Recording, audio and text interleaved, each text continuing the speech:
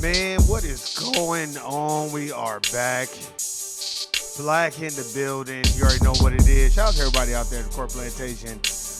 Making it do what it do. Man. Oh, god damn, man. There's so much going on. Hurricanes, bad weather, disease-stricken weather, disease in the air, all this other type of shit. I hope y'all enjoyed y'all weekend. Weekends ain't shit. Gotta get back to work. Whoever invented that 5-day, 8-hour workday, fuck you, motherfucker.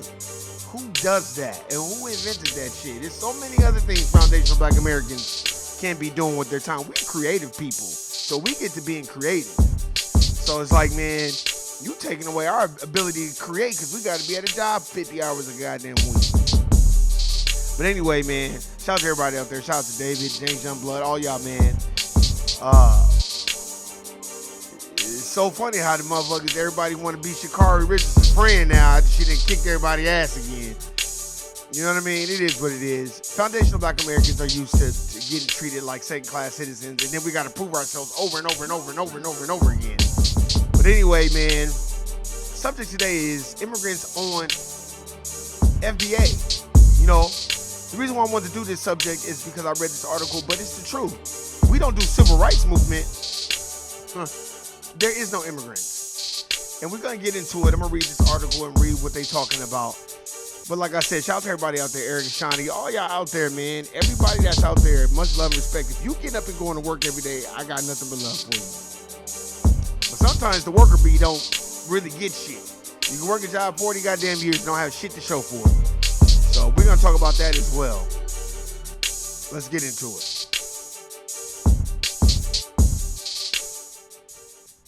Man.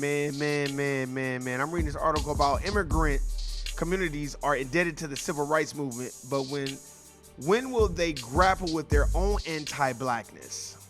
That's a very good thing. 60 years ago this week, the March on Washington for Jobs and Freedom indelibly attached the civil rights movement into our nation's collective memory through the Reverend Martin Luther King Jr.'s speech about a dream of justice for our collective future. As a sociologist, I have studied this misuses of King's memory over the past 40 years. I witnessed just how deeply immigrant communities like my own are shaped by and indebted to the legacies of the civil rights movement. More powerfully, I found that learning about and grappling with the racial history of the United States offers immigrants new modes of conscious and interconnections, opening up their worlds in powerful ways. Yet the messy work of learning about the nation's racial past also requires more painful, uncomfortable, and ultimately transformative work, reckoning with our own immigrant community's history of anti-blackness. Let's keep reading. Through the image of King and his visionary words have been foundational to the nation's story of redemption and rebirth in the past civil rights era. A recent Pew survey shows there's a perception gap of the country's racial progress. While almost 60% of white adults believe there has been progress on racial equality in the last 6 decades, only 30% of black adults believe so. But almost half of Latino Americans and Asian Americans polled shared white Americans' rosier picture of racial progress. The results are unsurprising in light of the long history of pitting immigrants against black Americans to discredit claims of systematic racism and call for racial justice. For a scholar and a child of non-white immigrants like me, most glaring in the survey is the story that lies within the significant gap between white and black American perceptions of just how far we've come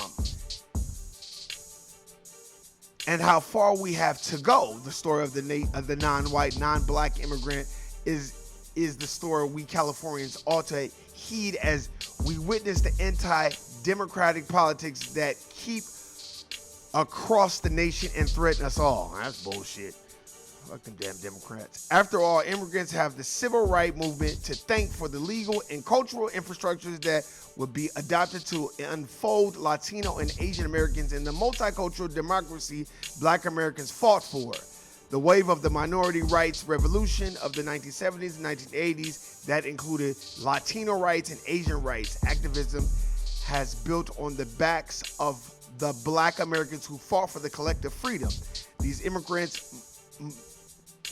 immigrant movements would compare themselves to Black Americans as a strategy, claiming that they were like black to make demands that would resonate with the public, to garner the political power necessary to win recognition and political material and social resources. Let's see. These movements, however, rarely acknowledge that the black freedom struggle never ended, and that in their pursuit of upward mobility, their own communities and excluded and even harmed black communities. 2 decades ago, when labor organizers in Los Angeles began working to raise political consciousness around the exploitation of immigrant workers, they devised an immigrant worker freedom ride inspired by the civil rights movement, Freedom Rides of 1961. The strategy would draw public attention to immigrant workers' rights as civil rights deserving of political protection, having received the support of black civil rights leaders. 900 riders boarded 18 buses departing from 10 cities with 100 plans stopped, including major sites of civil rights struggle. Wow. The ride had a transformative outcome in learning about visiting the living histories of the civil rights movement. Immigrant activists were better able to see their own experiences of exploitation, discrimination, and invisibilization. Wait, what? Man, they need to get this shit right. They even spell that shit right. My bad, y'all. I'm tripping. Through a new lens, their lives and collective struggles were interconnected with Black Americans. That's probably what they meant to write. Similarly, in June 2018, the Council on American Islamic Relations, the Muslims American Rights civil rights organization known as CARE, embarked on a civil rights tour in Alabama. Okay, yeah, this is a bunch of bullshit. Okay. All right, hold on. I'm just trying to get to it. Okay. All right, let's get into it then, man. This is what I got to say about that whole situation. Dr. Claude Anderson says, the willingness ass carries the hard load. I'm going to say it again. Dr. Claude Anderson, and I quote, said, the willingest ass carries the hard load. So the motherfucker that's volunteering to fight for other people, they going to carry the hard load. They going to get fucked over. Dr. Claude Anderson also said that racism is a team sport. It's a collective team sport. It does not work unless there's a team behind it. And the Latinos and every other racial group, I got a lot of love for them. I was watching Warren G on Drink Champs. I love Warren G. You know, that's what people been calling me my whole life because of Warren G. Warren G. My last name ain't even a G, it's H, but people still call me Warren G. So Warren G is a legend. But I listened to what he said, and I like what he said in terms of, he was like, look, man, some of my biggest supporters are the Latino community, and I got nothing but love for them, and, you know, such, and I understand that. But you have to understand this, too. It is your black melanin and the law of rhythm of the reason why they admire you and treat you as a god, Warren G. It's that FBA ancestral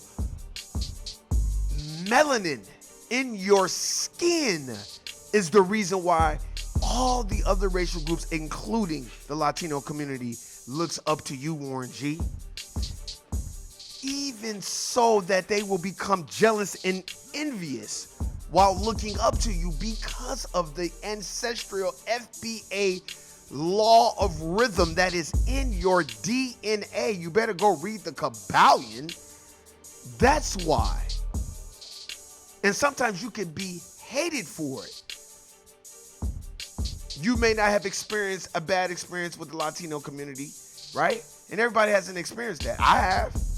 That doesn't make me look at them jaded, but I know where I stand, and I know deep down inside when it comes to the hip-hop culture or R&B, we are the most revered racial group because of the ancestral FBA melanin that is in our DNA, man. And we are hated for it. So the more we fight for other racial groups, the more, as Dr. Claude Anderson teaches, we become the permanent underclass. We've been fighting for other racial groups the last 100 years and it ain't got us no goddamn where. They come over here and they get all kinds of set-asides and loans and government loans and look at you upside your head. I bet a man, he's from Egypt and, oh, I own a gas station and, you know, the black people treat me very good over there. I want to look at him and say so bad, well, congratulations, motherfucker. You're not even from here, and you come over here and you own shit, and that is set up by design. And I wanted to just tell Warren G real quick, bro, can you just read Black Labor, White Wealth by Dr. Claude Anderson? Because if you read that book, you are definitely going to understand where the fuck we are coming from. Everybody hasn't read that book, and that book will definitely tell you, just like Powernomics will tell you, racism is a team sport. It's a competition of resource. It's a team sport. It only works if it's systematic, and that means there are teams set up. That's why when you go and look at the infrastructure in corporate America, everybody white. And don't nobody white seem to think it's a problem with that. And then when it's equality, they hire some tether that's a babbling tether for their agenda. They don't hire a foundational black American that's really like for black folk and equality and all that. Come on, man. That doesn't exist. That's why we have to have a different understanding. You know, and I gotta love Warren G, and I'm not saying that he's wrong. I just wish he had a different perspective. And I get where he was coming from. He was like, man, fuck all that politics. And he's right. A lot of this racial divide comes from the prison industrial complex. Because the government does it that way. If the government wanted to end racism, they can end it tomorrow, as Nathan Fuller Jr. talks about. If the white supremacists want to end it, if they want to end racism and white supremacy, they can end it tomorrow. They just don't want to end it. Because it's systematic, and that's how it works. It's basically the dominant society's county. It's their GR. It's their food stamps. It's their WIC program. Man, when you go into these government buildings, don't let these people tell you that it's just black people on government assistance. Man, you better stop that bullshit. Y'all Latinos, there's a whole bunch of y'all motherfuckers on it too, and there's a whole bunch of white folks on it. And try to act like y'all not on it. Stop. And then you come here, you know what I'm saying, undocumented for unearned benefits, and then you get mad at the next person that kind of feels some type of way. Yeah, they're going to feel some type of way. How is it right? You tell me, how is it right for people to build a country for free without repayment, and then we got to be in competition with every other racial group just to get a decent paying job that barely is going to afford us to pay our rent and pay our car note and pay our insurance, and you ain't even going to have no money to go on no vacation. You ain't going to have no money to do shit. You work 30 fucking years. I know motherfuckers been working since they 15 years old and done work damn near all their life, and they barely have anything because they have not been socialized about getting a trade or getting into a field where it's always going to be needing people. No, because our parents have not done us a great service of socializing us that way. You know what I mean? That's why I get pissed off at my mom and my pops about a lot of shit. Because I'd be like, God damn, man, if y'all known that this shit was fucked up out here and it was like this, man, tell me another way. Because God damn. And then here we are fighting for motherfuckers to come over here and look at us upside our head. You know what I mean? It was so funny. I went to the gym the other day and I seen it was two sisters. They was LGBTQ. And I said, look, before we went in there, I said, look, keep your head on the swivel. Don't get comfortable. And they was like, what you mean? I was like, y'all don't know what happened in Florida? This how dumb niggas are, man. And they was frowning up at me. And I said, look, I'm just telling you this because just because you in the gym don't mean don't nobody gonna run up in here and get to dumping. And then the more stud looking one was like, oh yeah, you right. And I'm looking at her like, and you supposed to be the man protecting the bitch or whatever the fuck it is, the masculine one protecting your bitch. And you not even understanding what's going on. And you're going into a gymnasium where it's predominantly the dominant society. And you up here frowning up at me. I said, all right, you know what? This is exactly why the Honorable Minister Louis Farrakhan would say our people are hard people to love. I was just looking at them upside their head like, man, y'all don't even fucking get it. Like, you don't even fucking get it. You ain't never heard of no false flag? You ain't never heard of a motherfucker just doing something just on the strength and hiding behind racism, white supremacy? Man, you better wake the fuck up. But I think a lot of the times we in the matrix. It's a rat race, man. It's time for us to stop protecting every other racial group and protect your own neck. And any other racial group that want to fuck with black folk, they're telling us what's being said when we're not in the room, as Dr. Francis Cress Welsing says. And I'm gonna repeat to y'all this too. Anybody that's been listening to me back in the day, Shawnee know this. Shawnee for sure and Erica for sure know this shit. I've been going hard on Tim Wise. Don't let a dominant society or any other racial group regurgitate back to you racial fucking talking points of what we've been through. You chop them at the knees and say, okay, so what is the solution? How do we replace that system? When they're like, okay, so for instance, if another racial group is like, this is how I'm replacing the system, Warren. When I get into those jobs and I'm a supervisor, I'm hiring black people. I'm hiring black people. I'm not just hiring white people. I'm hiring black people. I don't care if they don't know the job. I'm hiring them anyway. Just because they should have a fair shake at the job too. That's replacing that system. Replacing the system isn't regurgitating fucking racism, white supremacy to black folk. We already know what the fuck that is. We don't need no motherfuckers telling us that. That's why I never liked Tim Wise. I was always looking at him upside his head because he always give those pastoral speeches of my daddy and my mama raised me that, you know, black people are the same. I don't want to hear that shit. I want to hear that Bobby Boucher motherfucking banter. Nigga, I want to know, get to the yams. What do you plan on doing? Don't sell me no fucking book.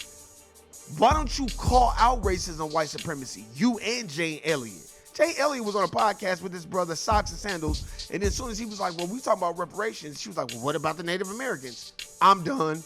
I ain't want to deal with you, Jane Elliott. You full of shit too. You got some great talking points, but once you brung up the Native Americans, it was basically like, fuck y'all niggas. Y'all didn't build the country, and they were here before y'all. And if you knew your history, you would know that black folk were already here. You better go read Dr. Ivan Van Sertima's They Came Before Columbus. Why is it we only want to listen to white people when the data benefits them, not when it benefits black people? These are white people writing this shit down. Christopher Columbus wrote this shit down in a diary that he saw black folk here first. And they had different type of gold and they knew how to cultivate the land and do all kinds of shit that he ain't never even seen. Why is it we gotta dig that up? But then when it comes to reparations, Jane Elliott get to talking about the goddamn Native Americans. I don't want to hear none of that sucker shit, man. We need money now. What the fuck you mean? Motherfuckers is struggling. Motherfuckers can barely own homes. Some of us can't even own. Fuck you mean? That's why I be pissed off all the fuck. That's why I just be by myself. Now, if David from Compromise and James Youngblood died, I probably, if I wasn't with them brothers, I'd just be by myself. Cause I can't be around. I can't be around the sucker shit. I can't be around motherfuckers. Look, let me tell you something. If you coming to me asking me about some Laker game or some motherfucking sports team and football and all that, man, you talking to the wrong motherfucker. I'm broke.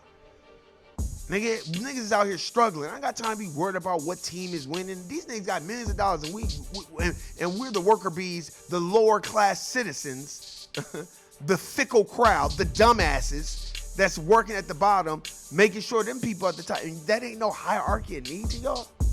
Man, stop. That's why I said, give me the dominant society motherfuckers that got the generational wealth and know how to put people in positions where they can win. I don't want to hear that. Look, I'm telling you, I'm challenging y'all because I've challenged myself. I already did it to myself. If you're around people and you're not growing from them mentally, and you're still in the same place, and they still talk about the same shit, and they're not trying to evolve, and you're not trying to change that situation, then you just as bad as the motherfucker telling you the bunch of bullshit. Me, that's why I just be by myself. Sometimes I'll ride around, right?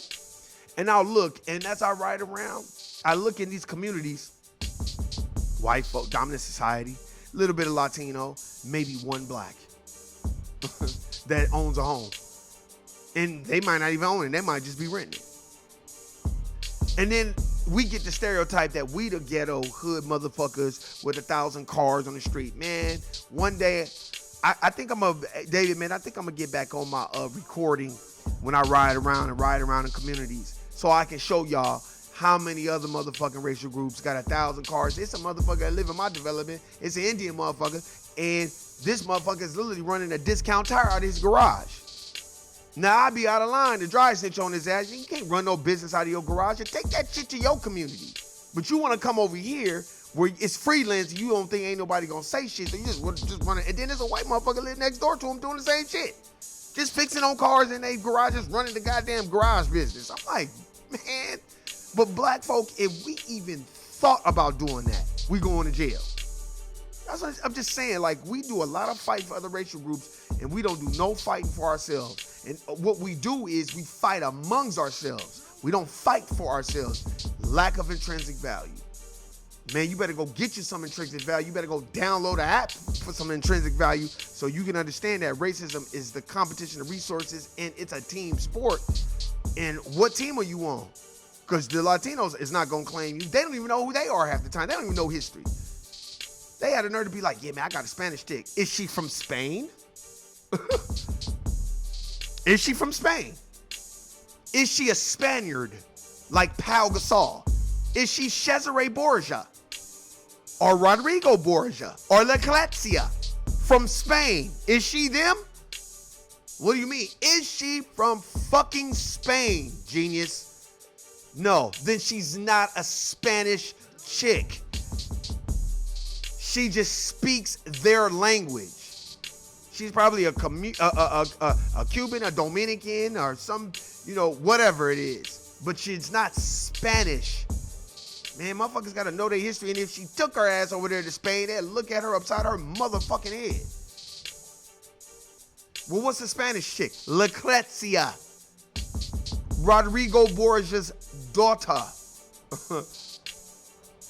Cesare Borgia. That's a Spaniard. Pau and Mark Gasol are Spaniards. Motherfucker, we gotta know shit, man. Don't just be letting people run their fucking mouth. Yeah, man, because you know what I'm saying? Oh, yeah, because they Spanish people. No, they are not. They're not from Spain. God damn, motherfuckers just be throwing shit around. Just like a motherfucker. I remember one time, motherfucker, it was Ethiopia. He started speaking. I said, bro, I am not from Ethiopia, homie.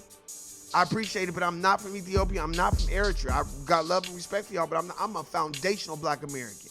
I'm not from Ethiopia. And he's like, oh, my bad. I said, I had to keep checking him. No. And don't try to be nice to me because you thought I was Ethiopian. So you ain't gonna speak to me if I was Ethiopian. Man, you better get the fuck away from me with that bullshit. Right at the gas station. On Warm Springs and God, I forgot.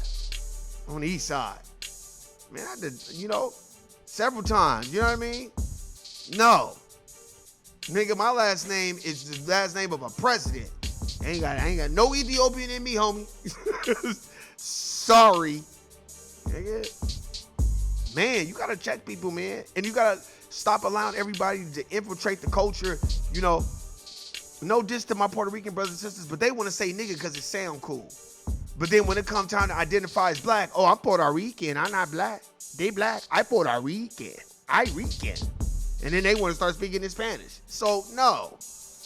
Get your asses the fuck on with the bullshit. They have a Puerto Rican Day Parade. They don't be inviting us to that shit. They used to have Puerto Rican Day parades at Sunset Park. They ain't invite no niggas to that shit. But then when it's black culture, here they come. Man, get the fuck out of here. The black culture I got is PD crack, nigga. Don't get me. Let me stop, man, because I go on and on about this shit, man, because this shit got me pissed off. Because black folk are the permanent underclass, as Dr. Clyde Anderson talks about, and every other racial group step on our heads every chance I get. And you see all that sucker shit they trying to do with Trump. They just don't want that nigga to win because he's going to start calling out all the other hoe-ass racial groups. See, that's what I liked about Trump. I didn't vote for him, but I used to be dying laughing just watching him talk because he used to be like, yeah, you know, yeah, we'll build a wall. Fuck him. We'll get rid of him. I used to be rolling. Because then everybody wanted, we got to stick together and get Trump out. Nah, man, fuck all that. I remember a motherfucker tried to tell me that shit one time in the gym, man, we got to get Trump out. I said, why? He's like, dude, I can't believe that. You're black. I said, but he hasn't done more harm to my people than Joe Biden has done. Oh, come on, dude. Joe Biden. I said, do you know what the 94 crime bill is? Go look it up. And he didn't know what it was. And he shut the fuck up and he left me alone. No, because they just assume every nigga is some dumb motherfucker that ain't read shit. And then I follow with this. You should read The New Jim Crow by Michelle Alexander. Her husband was an FBI agent. So you should go read that book. And then I would follow up with that book with the book called In the Matter of Color. Talks about all the rules and policies that were put in place to keep black folk behind the line. That's all I got to say, man. I'm done. I'm out. Guilty, nigga. Peace. Man.